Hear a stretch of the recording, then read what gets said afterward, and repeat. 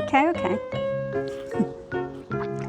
Have you seen those omega-3 eggs for sale? They seem to be everywhere these days. Have you wondered, are they better for me and my family? And anyway, how do they get that omega-3 into those eggs? And maybe I could do it too. Let's have a bit of a look at the answers to some of those questions. First of all, what exactly is omega-3? To answer that, we need to have a look at dietary fats. You probably know that there are saturated and unsaturated fats, including monounsaturated and polyunsaturated. The difference in their chemical structure is the presence and number of unsaturated double bonds. Saturated fats, the kind that typically come from animal products, are considered less healthy for you than unsaturated fats. In particular, polyunsaturated fats are considered the good kind of fat. There are two main types of polyunsaturated fats, omega-3 and omega-6 fatty acids. Chemically, the difference is how far along the molecule the first unsaturated double bond occurs. The omega-3 fatty acids are well known for their health benefits. The omega-3 fatty acids are found in many cells in your body, especially in the cells in your brain and eyes. They play an important part in helping your heart, lungs, blood vessels and immune system to work properly and to control the levels of cholesterol and triglycerides in your blood. Omega-3 fatty acids can be divided into short-chain and long-chain types. Your body can't make the short-chain omega-3 alpha-linoleic acid. You have to get it from your food, such as walnuts, chia seeds or flaxseed. You can get the long-chain omega-3 from oily fish. Plus, your body can convert the short-chain to the long-chain omega-3s, although not very efficiently. You need much more of the short-chain omega-3, about 1 to 2 grams per day. That's about how much you'd get from a tablespoon of freshly ground flaxseed or chia seeds or a small handful of walnuts each day. So what about eggs? Ordinary eggs from ordinary hens contain some fats. To be precise, almost all of the fat of any kind is specifically in the egg yolk. Regular eggs contain about 90 milligrams of omega-3 fatty acids per egg. Of this, about 57 milligrams is long-chain DHA and 30 milligrams is the short-chain ALA. By the way, these figures are per egg. Many sources will quote them as per serving, which is often 2 eggs, or per 100 milligrams, but I find it more straightforward to think about the amounts per egg. Of course, the amount does vary widely depending on the size of the egg and how the hens are kept and fed. A study in 2022 showed that eggs from pasture-raised hens had 3 times the amount of omega-3 as eggs from commercial barn-raised hens. They also contained much more vitamins A and E and lower levels of cholesterol and saturated fat than barn eggs. So how much omega-3 is in those special eggs? Well, that depends. Different brands of omega-3 eggs vary in how much omega-3 they actually contain. Some brands will tell you the omega-3 content right on the label. Tests have shown that eggs labelled as omega-3 eggs might have as much as 500 milligrams of omega-3 per egg, or they might have as little as 100 milligrams, which is hardly any different to regular barn eggs and less than eggs from some pastured chickens. So it's buyer beware. How do they get that omega-3 into the eggs? Well, that's the easy bit. They feed the chickens with a feed that is high in omega-3. And the omega-3 ends up in the chicken's body tissues and also in their eggs.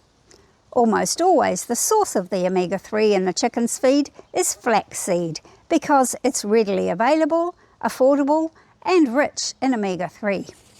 Now, when we humans eat flaxseed, we have to grind it first so that we can absorb the fatty acids, and once the seeds are ground, they go off very quickly. But chickens? No problem. They have that gizzard that grinds up the flax seeds, no problem, right there in their digestive system. They can metabolize the short chain ALA to the long chain DHA more efficiently than we do, and both kinds end up in the eggs. So we chicken keepers are probably wondering, can we DIY that? Can we get our chickens to make omega-3 eggs? And the answer is, yes we can. All we need is some chickens and a source of omega-3, usually some flaxseed.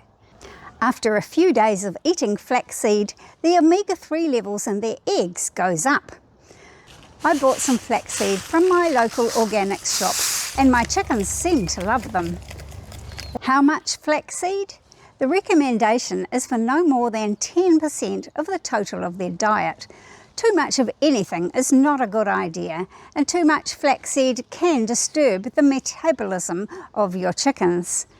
Just like most things, it's not a good idea to have too much of a good thing. Chickens have no trouble digesting flaxseed as long as they have access to insoluble grit. But if you wanted to try fermenting feed for your chickens, then flaxseed would be ideal for that. My investigation into fermenting feed for chickens didn't convince me that it was much more than an occasional fun activity for a treat. But fermenting flaxseed might be an ideal way of making sure that the maximum amount of omega-3 was available to be absorbed by your chickens. I'm not aware of any data specifically about this, but a paper in the Journal of Poultry Science in 2019 concluded that fermenting flaxseed improved the bioavailability and nutrient value as food for ducklings. Now, as you probably know, I not only have chickens, but I also have a garden. So, of course, it occurred to me, could I grow my own flaxseed? And the answer to that too is yes. Yes, I can. Flaxseed grows quite easily. What we call flaxseed is the seed of the plant Linum usitatissimum. It's also called linseed or flax. If you happen to live in New Zealand like I do, don't get it confused with the other plant that we call flax. That's Phormium tenax or harakeke in the local Maori language. The linum plant is grown not only for its seed, but also as a source of fibre for making the fabric we call linen. It's an annual that grows about 1 metre tall, 3 feet, and has beautiful blue flowers. It likes full sun, but it doesn't need a very fertile soil, although it prefers good drainage. It doesn't like really high temperatures, so it's usually sown in spring and will bloom in summer.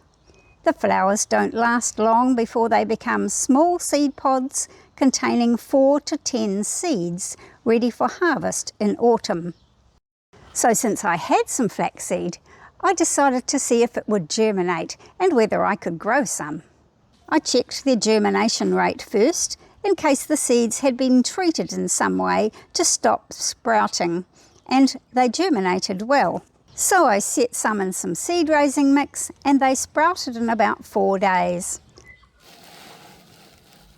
A week after sowing, I had good looking sprouts. It isn't the right time of year here now to plant them, but I popped them in a garden bed anyway. And maybe come summer, I'll have some seeds to harvest. So if you keep chickens, you might like to try feeding them some flaxseed. That will enhance the levels of omega-3 in their eggs. And if you have a garden, you can also have a go at growing your own flaxseed. But probably more important than any one thing is to make sure that your chickens have access to a complete and balanced diet, and preferably access to pasture forage so they can find their own bugs and seeds and other little yummy treats. That's ideal for your chickens, and ideal for the eggs that they lay too. Do let me know if you feed flaxseed to your chickens, and if you've tried growing your own, I'd love to hear about that. Thanks for watching. Bye for now. See you next time. Come on, chop, chop. Oh, yes, we like that. Yummy. Yeah.